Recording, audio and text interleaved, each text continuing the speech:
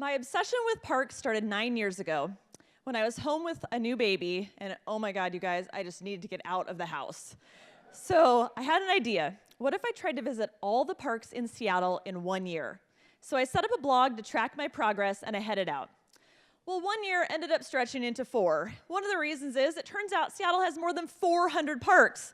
So this was probably a little ambitious. I also had my kid along with me, and then about halfway into the project, twins arrived. But the more I explored, the more I realized that Seattle has an absolutely amazing park system, and I bet it's one of the reasons that you live here. So I just want to take a little bit of time and tell you what I learned visiting every Seattle park. First, for some perspective, more than 11% of all the land in Seattle is parks. And 96% of Seattleites live within a half mile of a park. More than 80 of our parks were designed or suggested more than 100 years ago by the famous Olmsted Brothers firm. This is the same firm that designed New York's Central Park, and Volunteer Park in Seattle is probably their best-known design here. Well, one thing I learned is that Seattle has some parks that were built in areas that were previously dangerous. Gasworks Park was a gas plant for 50 years before it was turned into a park in 1975.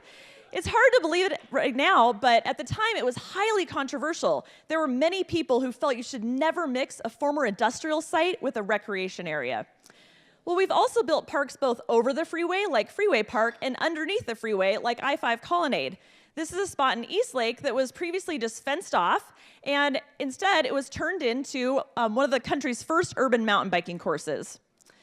Well, some of our best parks are secret parks, and this is a great park up on Queen Anne that almost nobody knows about. What I love about secret parks is that you can find things like science fiction-inspired art and a lot of other interesting things if you're just willing to explore. Well, we've even built parks the dump.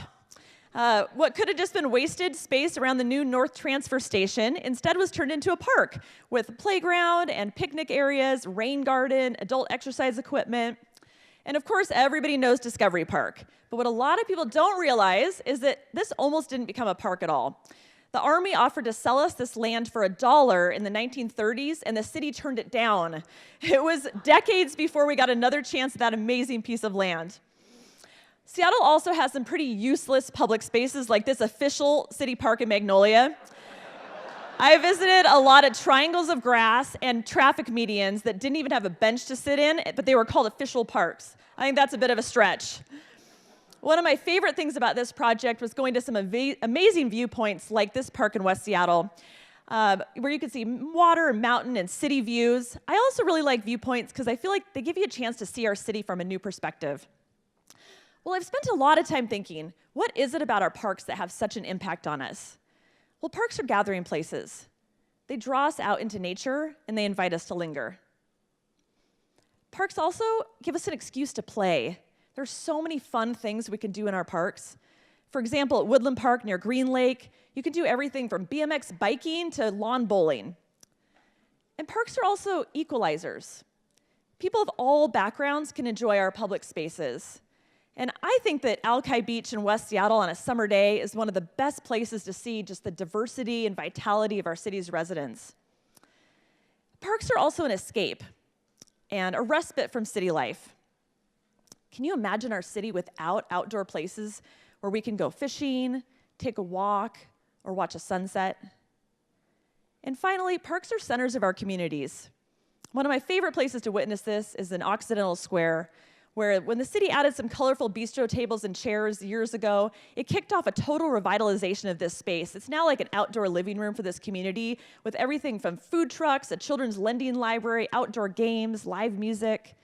Well, I've now been to all the parks in Seattle, along with a lot of other kinds of small public spaces and regional parks, and I recently wrote the first guidebook to Seattle parks in 40 years. And thank you. And as part of that project, I returned again to 120 of my favorite parks to do the research and take the photographs for my book. So you can say I've spent a lot of time in our parks. And what I've learned most is that parks are a really important part of our lives here in Seattle. And the reason I do this is I want to inspire people to explore and to spend more time outdoors in our parks. I'm still out exploring, so find me on social media and tell me about a new park in your neighborhood. Thank you.